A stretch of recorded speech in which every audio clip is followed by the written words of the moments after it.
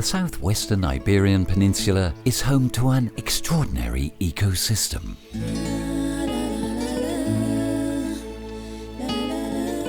Few in Europe compare in terms of the richness and diversity of nature found here.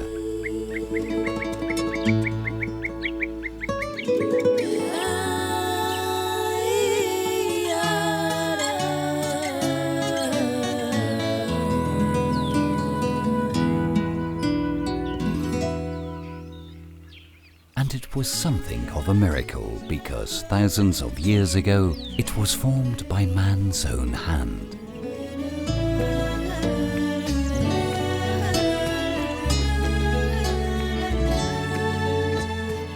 It was an arduous task, but one they chose to do alongside nature, not against it. Hand in hand, century after century, man and nature have worked together to create an extraordinary natural environment that takes up more than 3 million hectares in Portugal and the Spanish communities of Castile and León, Castilla-La Mancha, Extremadura and Andalusia.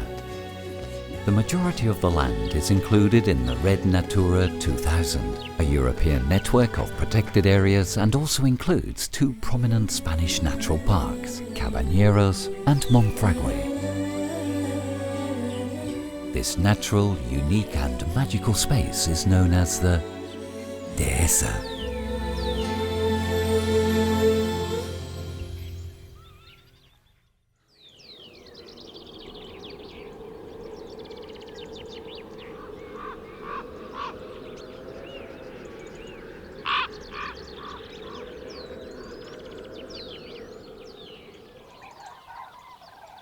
As winter comes to an end, the Dehesa is far from quiet.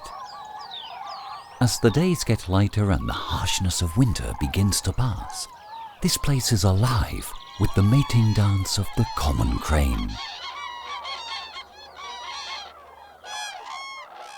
Pairs of birds dance and sing together in a nuptial ceremony that brings them together, a union that will last a lifetime.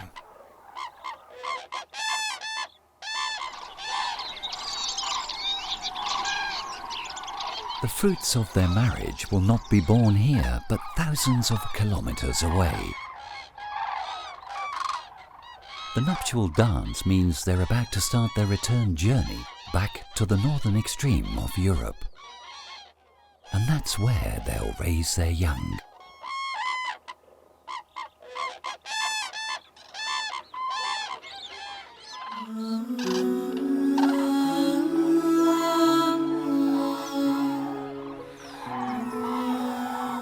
Why do hundreds of thousands of cranes choose to take that risky flight across the continent? Because the Dehesa is their winter paradise.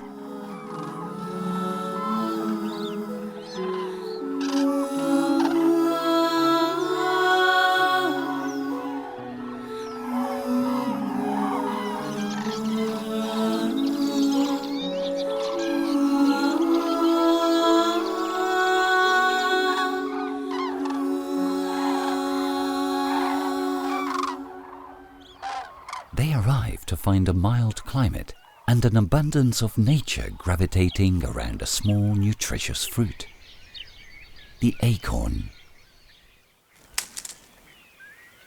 Without it, the tamed forest wouldn't exist.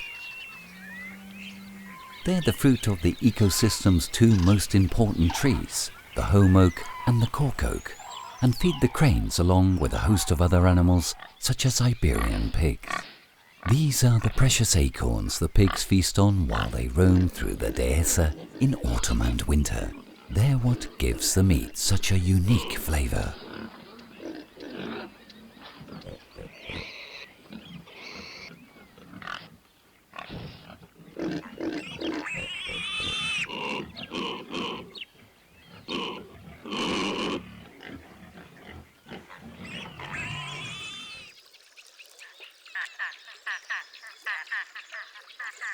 The great crested grebe also finds itself transformed by love in these final winter days on the Dehesa. And what a display! As the mating season draws closer, the male and female birds are adorned with a new and spectacular plumage. All dressed up for the occasion, their heated courtship begins. Like the cranes, these birds have some great choreography.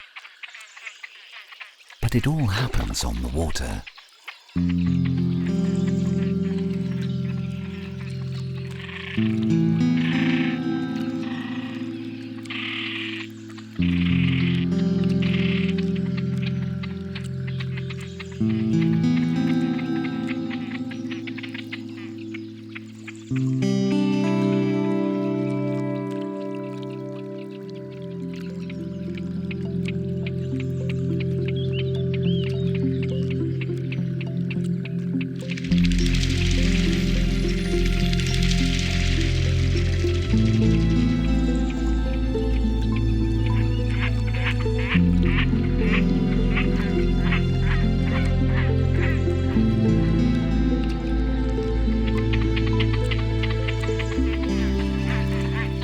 These courtship dances aren't just about love.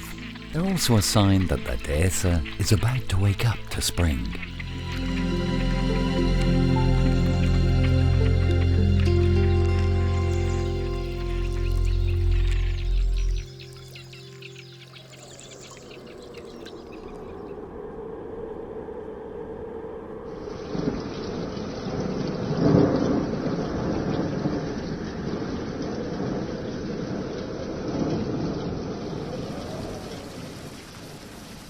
And it'll wake to the revitalizing sound of raindrops.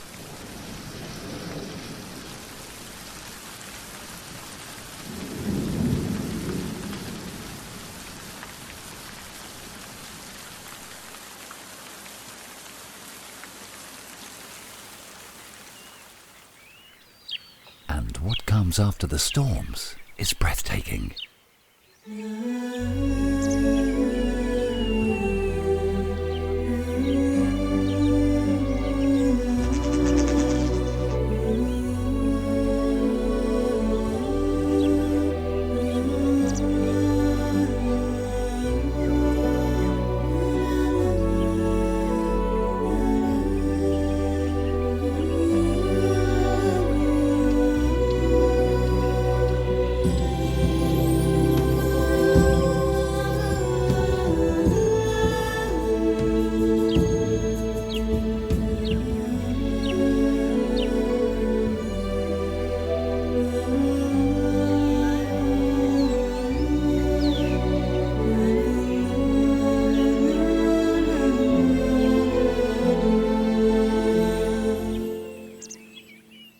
One of the most beautiful flowers of all is part of this astonishing burst of new plant life, the peony.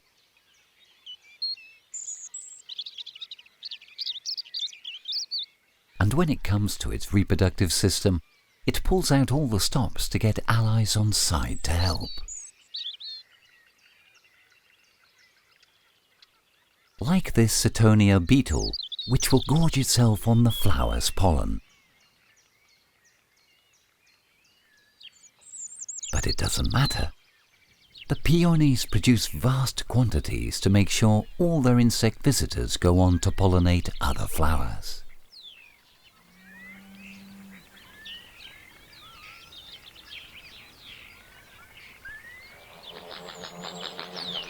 Continually roaming around the Dehesa in search of food is a risky pursuit.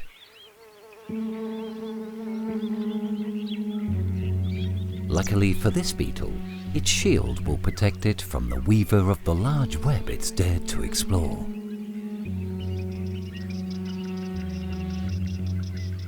But if there's one thing the tube spider has, it's patience.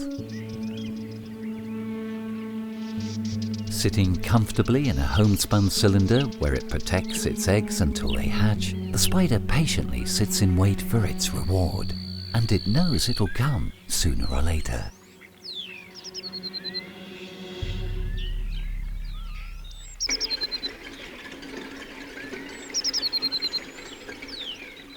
The Dehesa's complex and diverse ecosystem means it's full of surprises.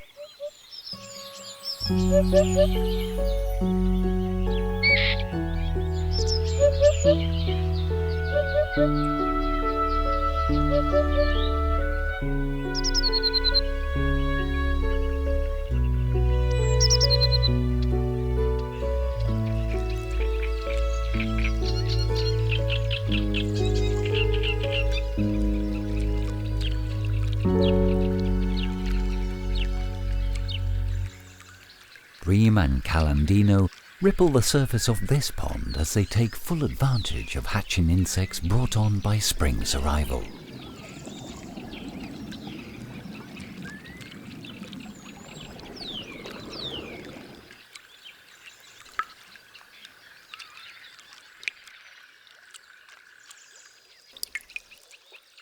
The calandinos, only found here in the southwest of the Iberian Peninsula, have a particularly strange reproductive cycle. The majority of fish are female, and their eggs are fertilized by males of other species, such as cachos or badallos, provided that another visitor doesn't come along to the pond and stop them.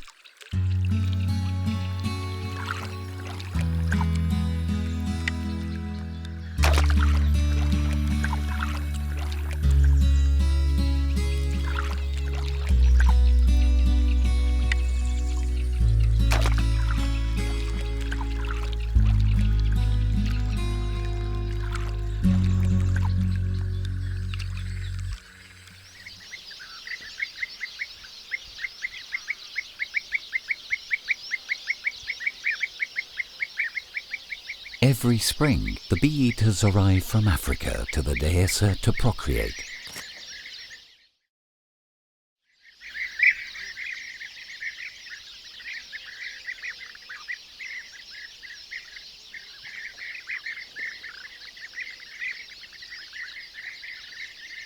But first, they need to charm a mate.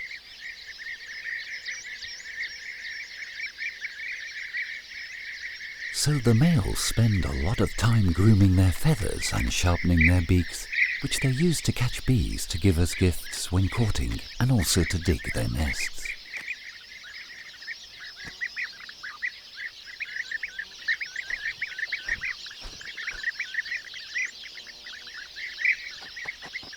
They know a male who looks good and hunts well will be irresistible to the females.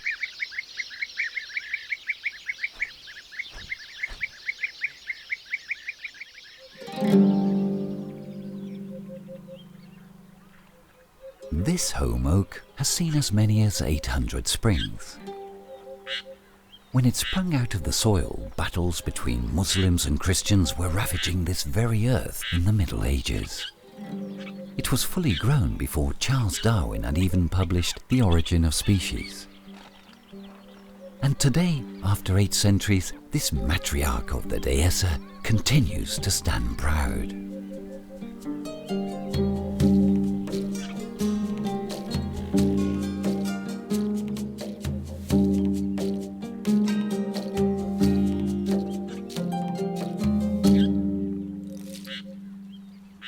La Torona is the name of the largest holm oak tree in the world. It's a symbol of the ecosystem it lives in, an ecosystem as unique as it is.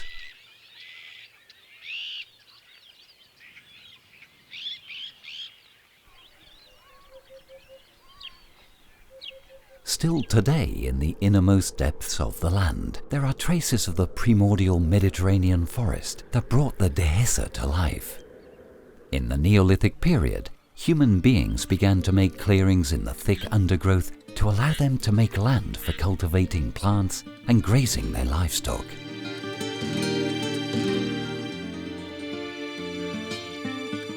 The result is a varied mosaic of pastures, scrubland and rain-fed crops, peppered with large trees, especially holm oak and cork oak, creating a landscape that is most similar to the African savanna, but with a Mediterranean climate.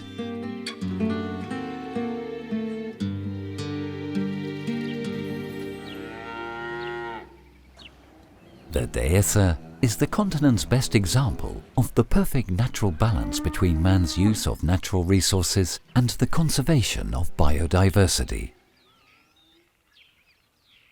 And the Dehesa has a lot to offer us. cork is taken carefully from the bark of cork oak in a way that doesn't damage the tree.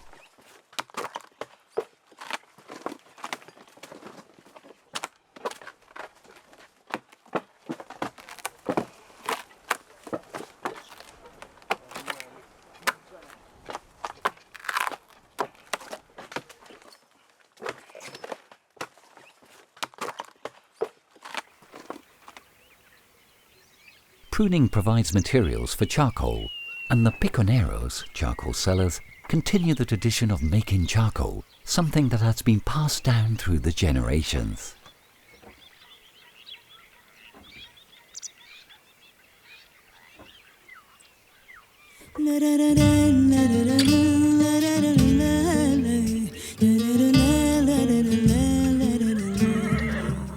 The Dehesa offers livestock farmers a vast expanse of land to raise their animals.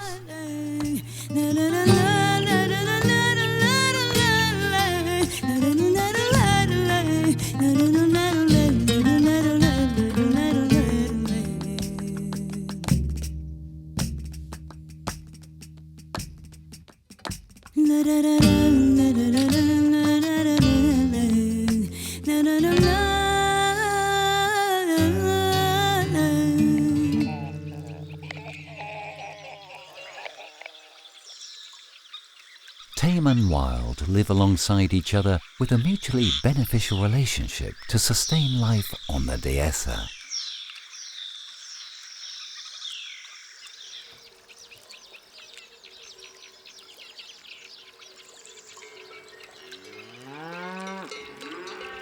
Cattle egrets know that where there's a herd there will be rich pickings for them in terms of food.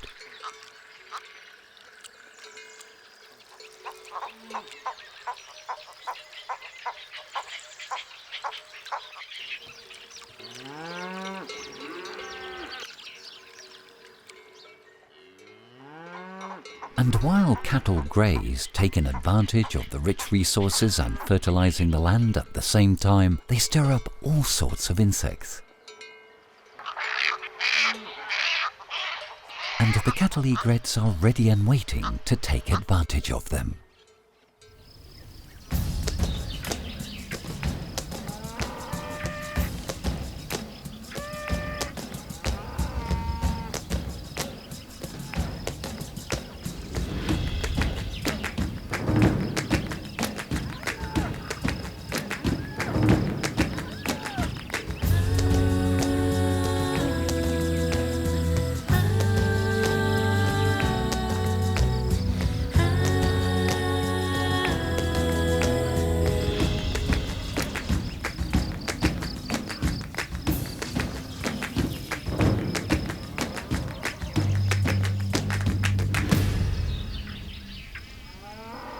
This herd of fierce bulls certainly welcomes the cattle egrets' help in freeing them from the clouds of insects that harass them.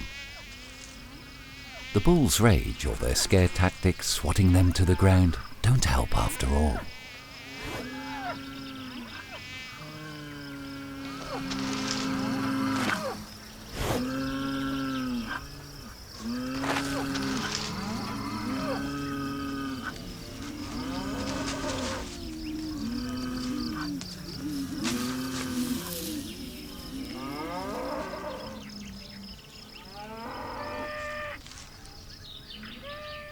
Close to the herd, another beast has reached its goal. But it's not easy to swallow.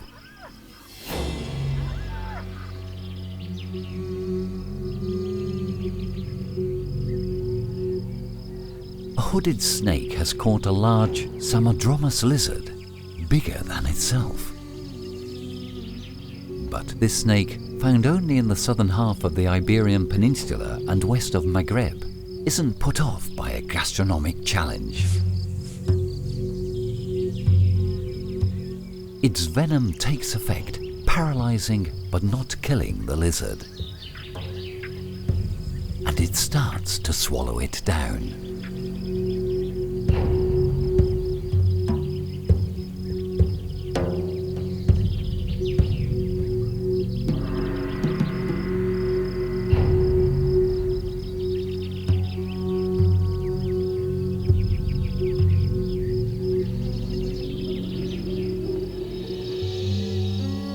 It's a slow process, made even harder by the arrival of other diners, as hungry as they are daring.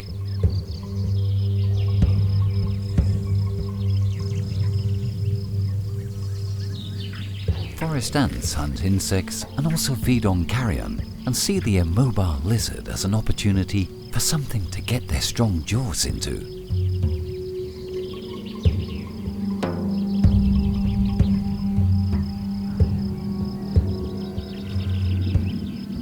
And the sudden movements made by the snake to scare them away do little to dampen their enthusiasm.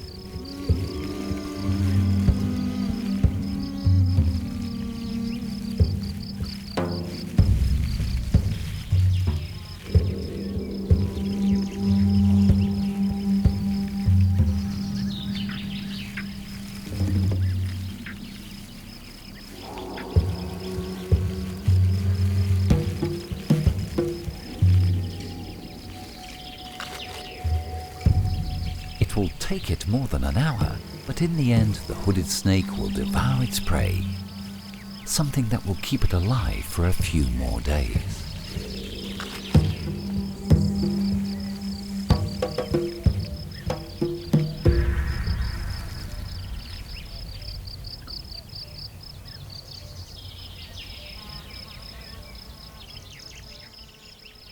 Another beast to find treasure around the bulls is the rhinoceros beetle.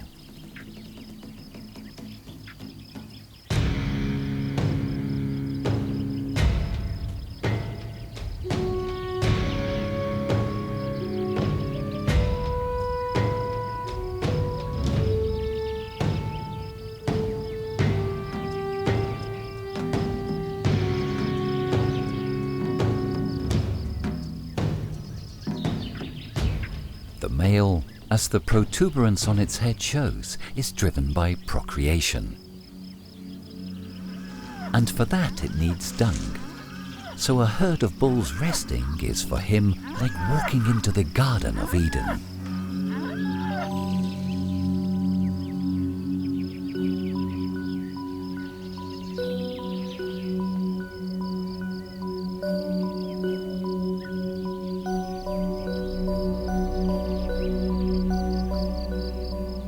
His abundant stamina allows him to effortlessly dig a hole close to fresh excrement. When they've finished, the male and female will take pieces of manure inside. And there, the mother will deposit her eggs. When they hatch, the larvae will feed on what was once their crib.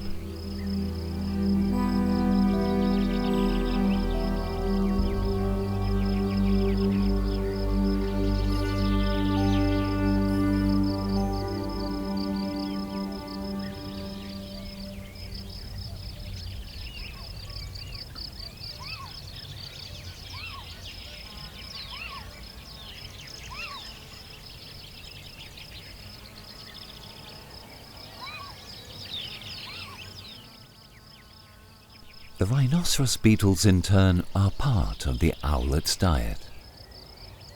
But for now, all the birds' attention is on another tasty morsel they've been stalking from their posts in the home oak.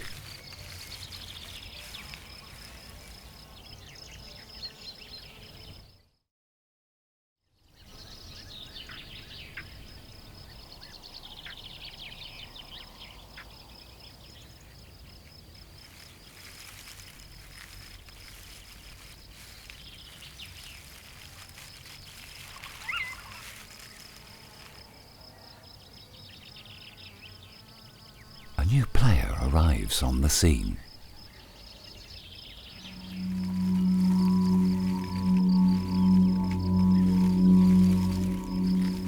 The owlet knows that the ladder snake is a competitor it's not worth getting involved with.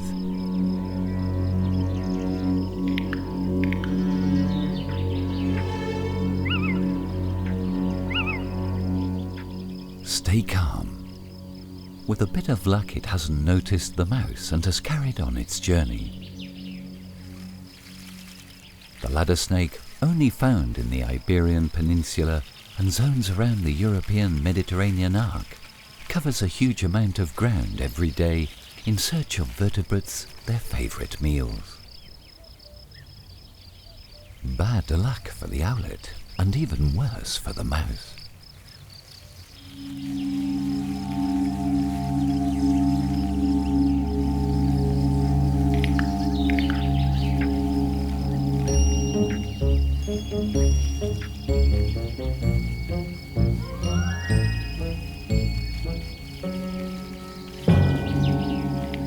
The snake has picked up a scent thanks to its sharp sense of smell and its tongue, which picks up scent molecules left by prey.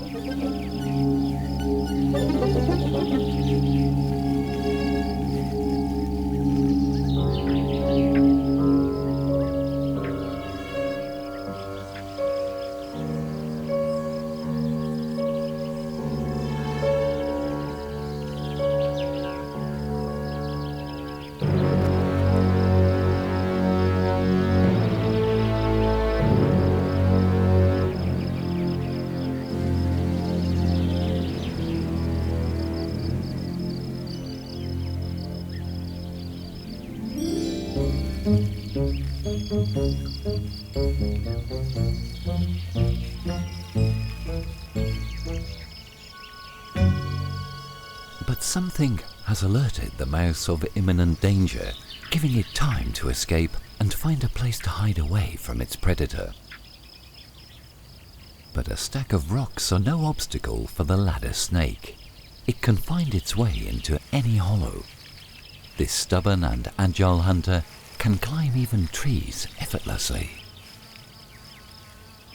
Luck appears to be on the side of the mouse, which has managed to dodge its predator in the maze of stones.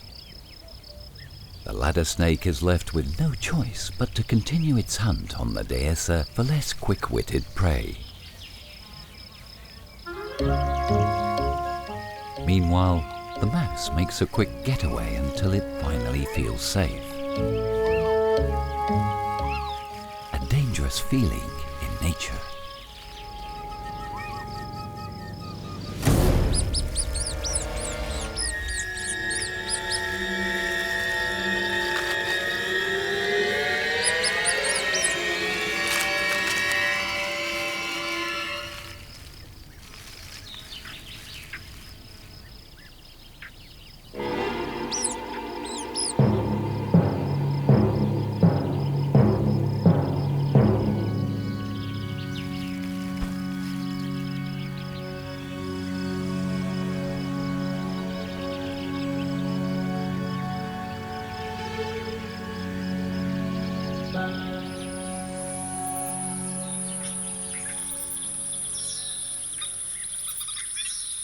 It's hot, very hot.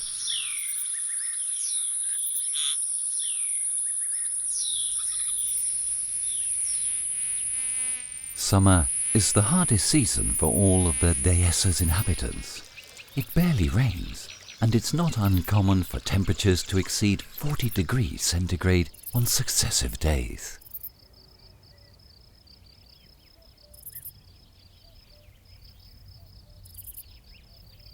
A fire falling from above, which every creature fights as best it can.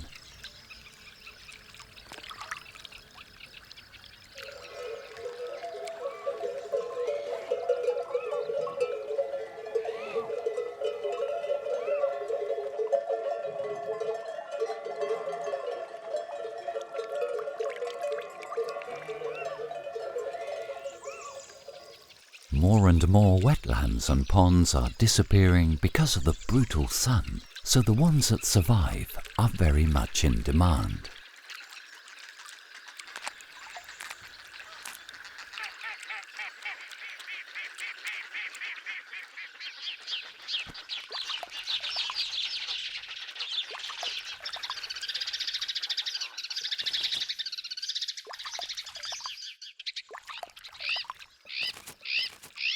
The arrival of a rowdy group of azure-winged magpies makes the sparrows and goldfinches think they should perhaps leave their spot, aware of the wicked ways they have with any bird which isn't a fellow magpie.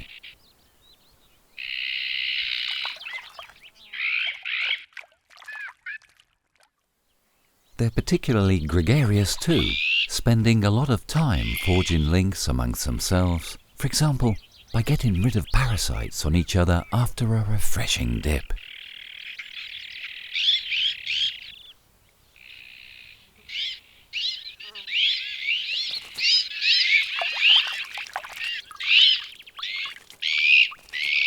Azure-winged magpies, found only here and in the Far East, do pretty much everything in groups, including raising their young chicks.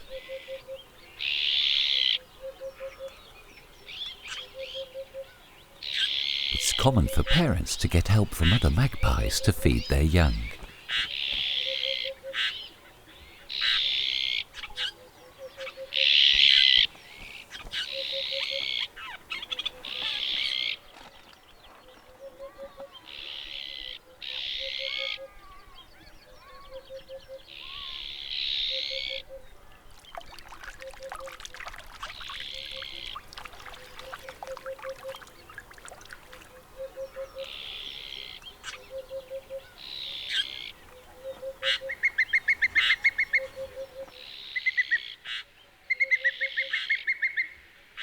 The silhouette of a booted eagle in the sky compels a group of small birds to retreat into this wooded glade, pretty uncommon in the Dehesa's landscape.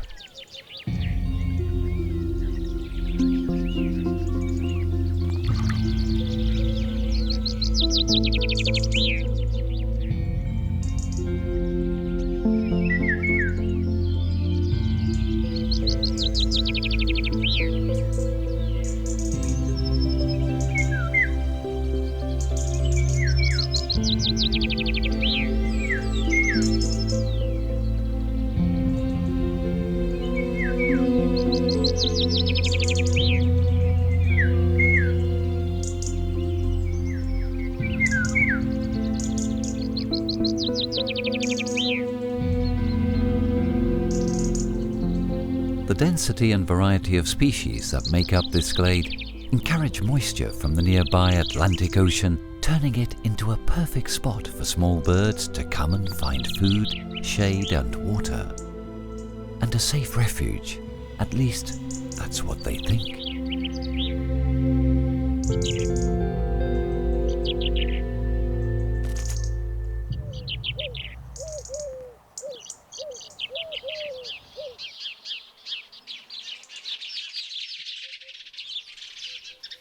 The carefree sparrows circling the booted eagle on the hillock seem to contradict the bird's reputation as a lethal hunter.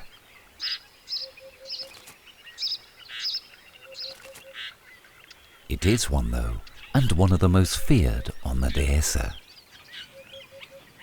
But now it's focusing its attention on what could be hidden in this small wooded area.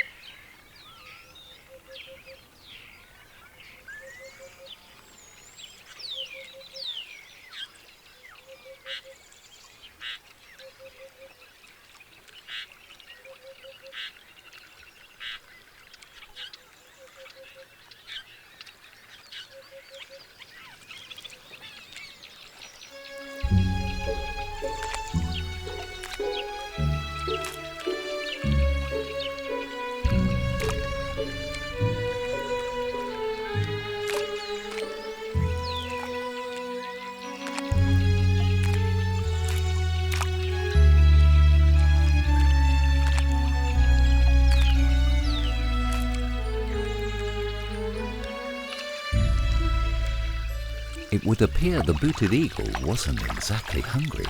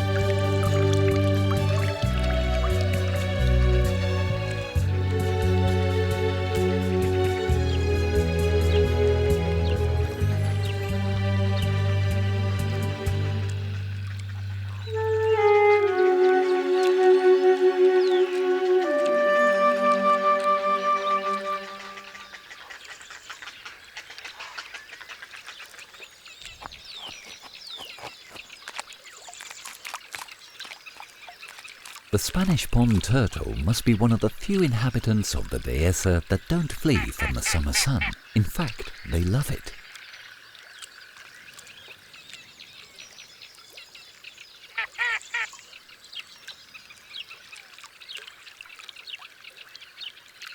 The combination of their unappetizing appearance and unattractive scent means they can sunbathe to their heart's desires without any fear of predators.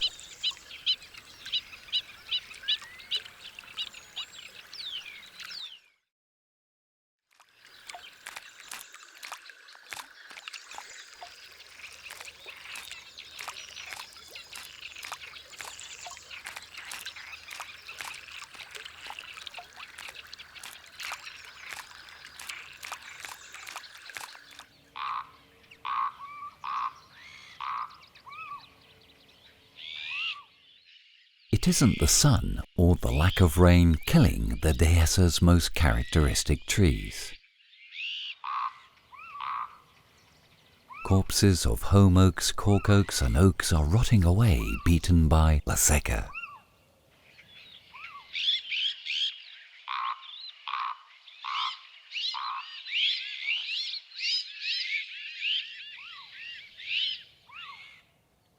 This isn't the name of a specific disease, but rather a number of negative factors which are decimating the trees, the foundations of all life found on the Dehesa.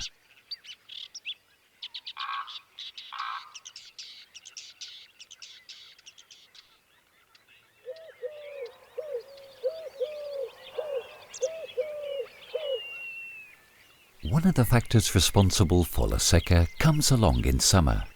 The air is filled with the deafening sound these beasts make by rubbing their necks on their shells, their way of trying to escape the threat of a nearby hoopoe.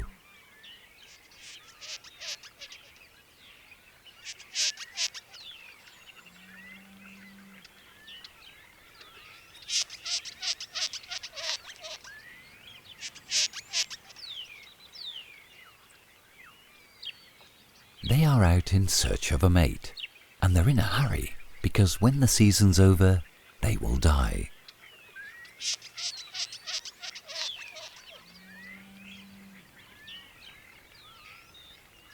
Longhorn beetles spend up to 3 years as larvae, feeding themselves by digging hollows in the interiors of the trees they hatched in.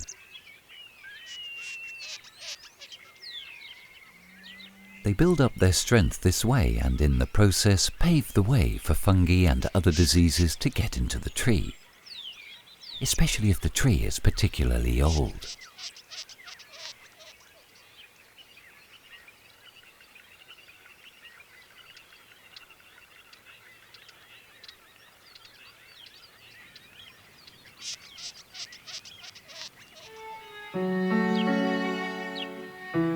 The most effective way to combat the grave threat of la seca, it's thought, is to regenerate the forest by planting more trees.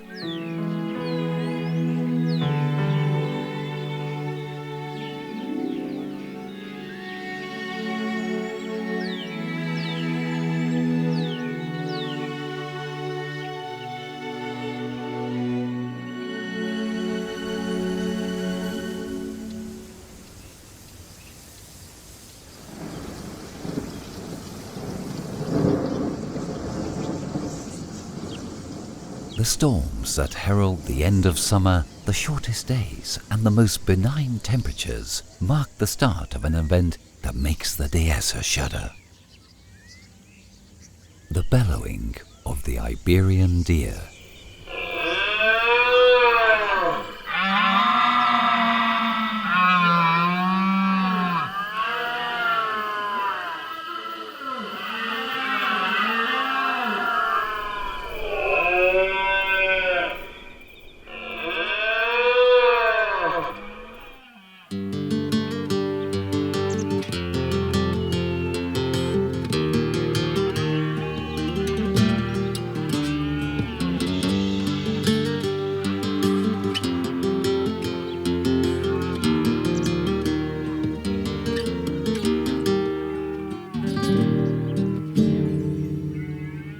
The females make the first move, meeting in groups where they find food and water. No mean feat after all those months of heat and drought.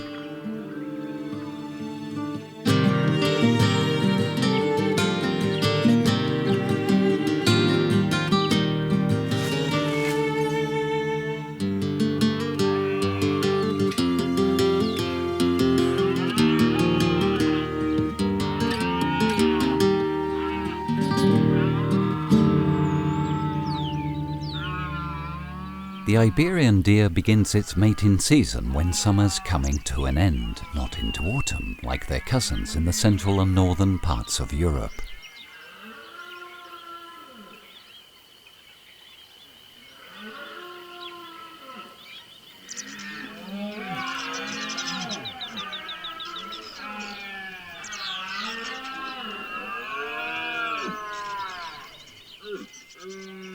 The gatherings of females are an irresistible magnet for the stags, which, brimming with testosterone, are ready for anything and have their spectacular arms at the ready.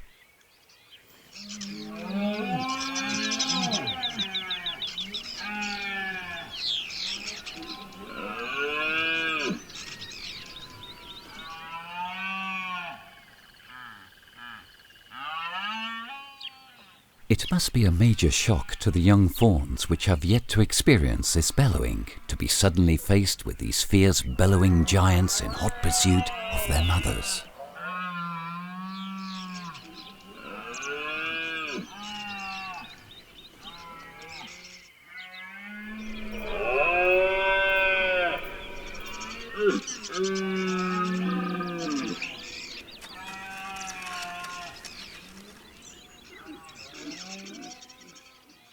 The bellowing isn't a provocation, it's both a call to the females and a warning.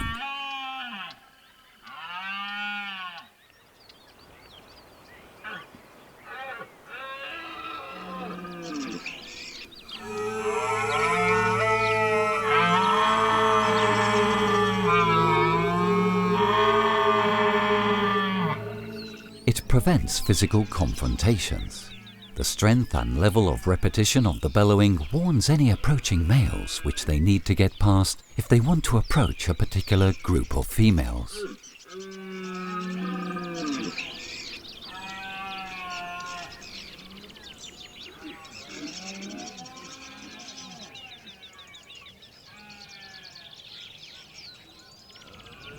The males which don't eat or rest for the whole of the bellowing period have come with one goal in mind: to breed with as many females as they can.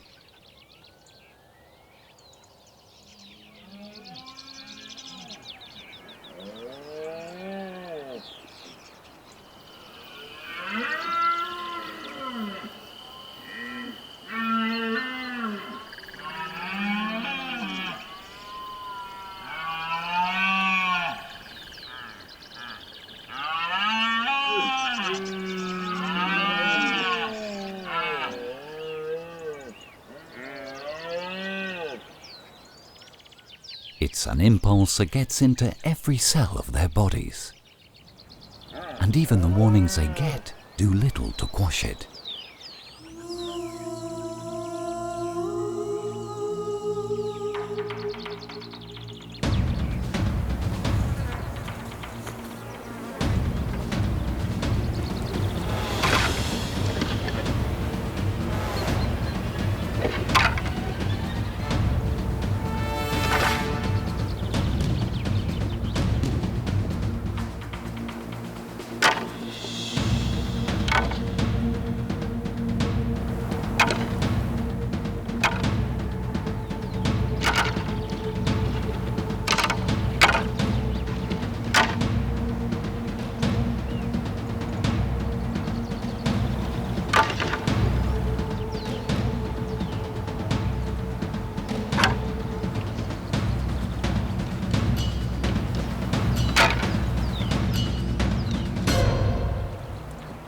Victorious, the champion has won the final privilege of passing on his genes to the harem he has so vigorously defended.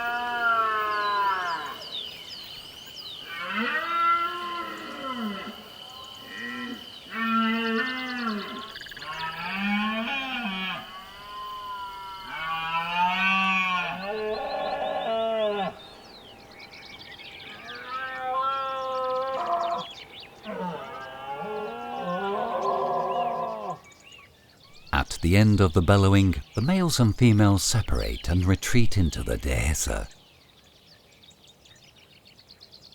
The stags need to recuperate from their exhausting efforts, and the females to develop and give birth to the next generation of Iberian deer.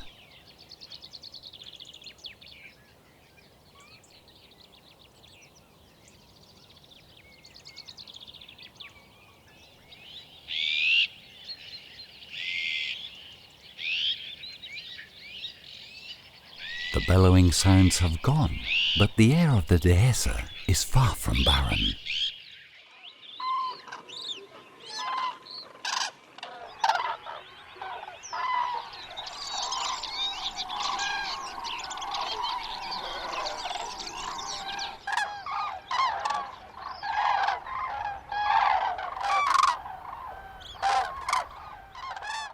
It's now filled with the noise of the cranes and other migrating birds arriving to their winter paradise.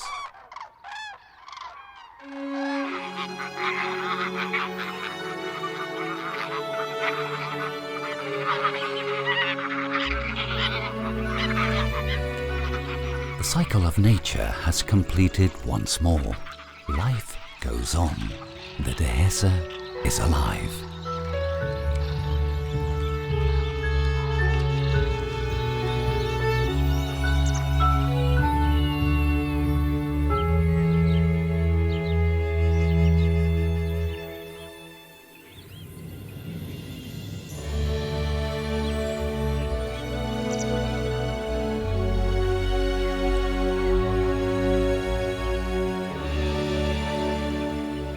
The Dehesa is unique, fragile and magical.